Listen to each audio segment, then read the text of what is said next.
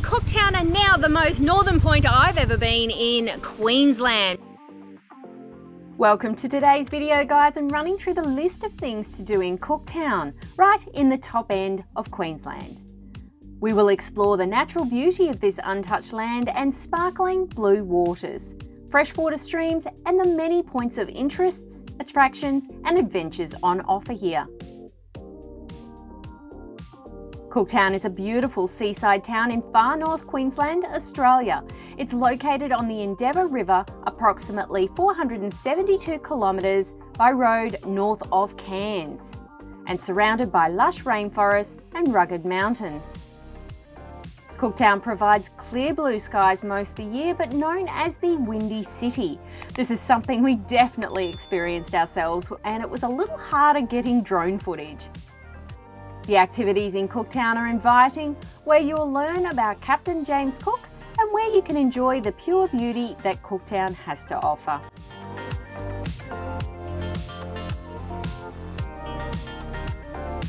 First up, we have the Cooktown Botanic Gardens and Recreation Reserve, which covers 62 hectares and is a lovely place to visit.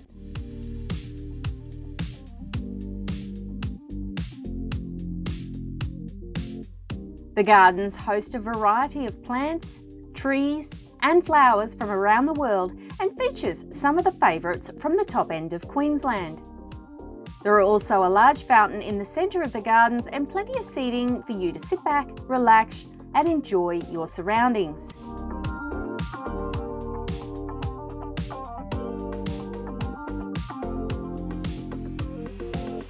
The Nature's Powerhouse is the information centre, cafe and gallery which is located in the Botanic Gardens.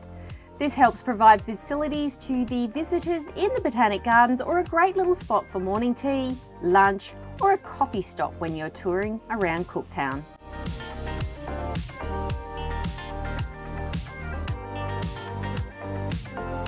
The Esplanade section of Cooktown stretches from the waterfront precinct, getting close to the town centre. It's a great place for an evening walk, along with seeing many different points of interest. This includes the Cooktown Wharf,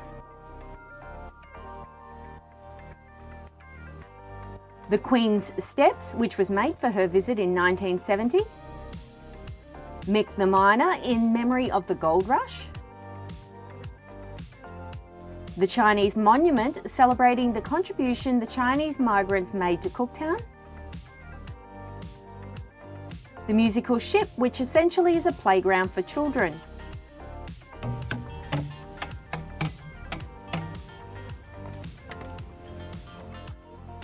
then you can visit the James Cook statue, which commemorates Captain James Cook, who was an explorer that discovered Australia. There are also plenty of cafes and restaurants along the Esplanade where you can grab a nice seafood dish or whatever you're in the mood for before heading back to your accommodation. On the other hand, there is a little water park for the kids, which is always fun.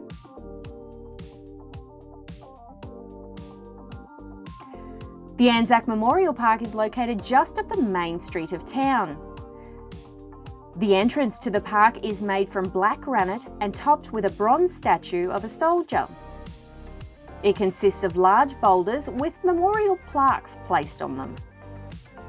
There's a leopard tank displayed, which was donated to the Cooktown RSL by the Commonwealth of Australia. This area commemorates the local men and women who served during World War I.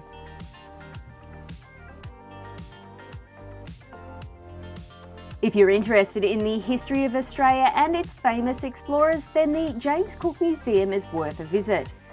It's located on Arthur Street in Cooktown and has many displays about Captain James Cook's life.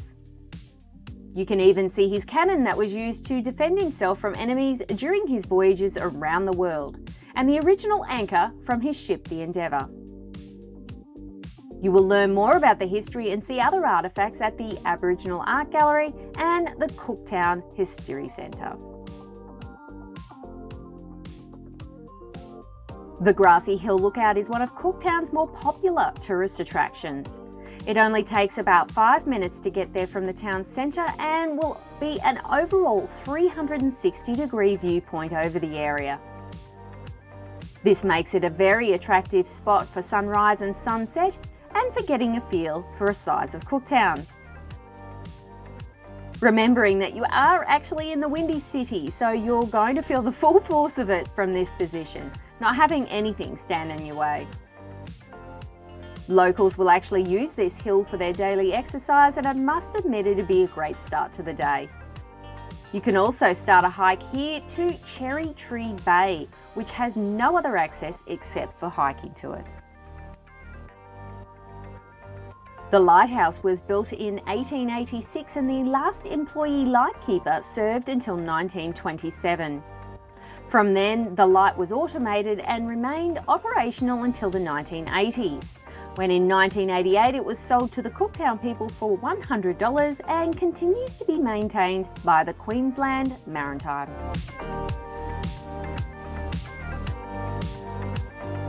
The Reconciliation Rocks are located in a small section behind the town centre and listed in the State's Heritage Register in 2021. This marks the place of the first reconciliation between James Cook and the First Nations people. James Cook's boat, the Endeavour, was damaged after getting stuck on the reef, and he spent 48 days around the Cooktown region.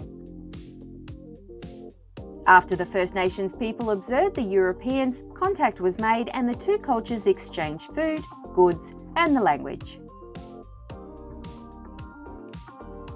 Isabella Falls is a magnificent looking waterfall that you can go swimming in and help escape that summer heat in far north Queensland. It's located on the outskirts of Cooktown and is easily accessible by car.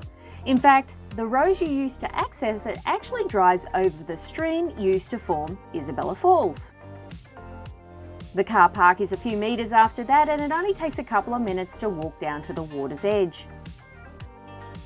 There are plenty of places to sit around the banks of the river or on the rocks, where you can sit down and enjoy lunch after swimming in the waterfalls. The meditating sounds of the water rushing will be calming, and the cool waters will be so refreshing. All you do is follow the Endeavour Valley Road towards the west and past the airport out of town. You should get there in about 30 minutes.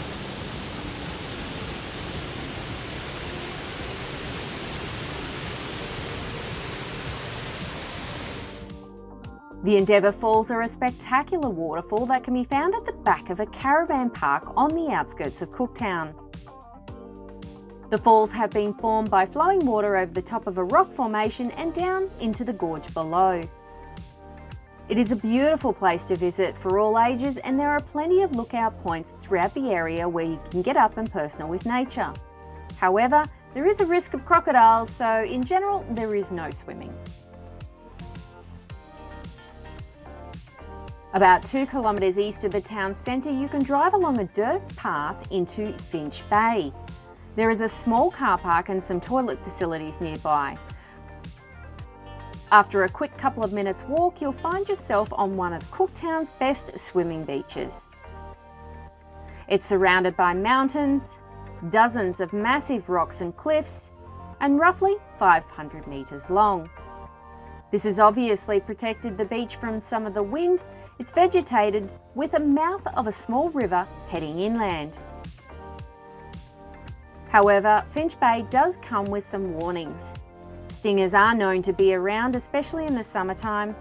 Crocodiles have been spotted, especially near the river, and there can be limited room at high tide. The Black Mountain National Park is located about 25 kilometres south of Cooktown, and you'll pass by this gorgeous spot on your way in from Cairns. This is a huge mass of granite boulders coming together as a big mound and in turn creating the mountain. The rocks are black, which retain a lot of heat, so it's not recommended to venture past the lookout point or anywhere on the mountain. But it is originally said to be magma that slowly solidified. There are heaps of passages and gaps in between the boulders, creating ways to penetrate inside. Obviously, this is a great place for snakes to live and hide. On a spooky note though, there has been many people disappear around Black Mountain, including the search and rescue teams. The Lion's Den Hotel was established in 1875 and one of the more popular stops along the Bloomfield track as you're coming into Cooktown.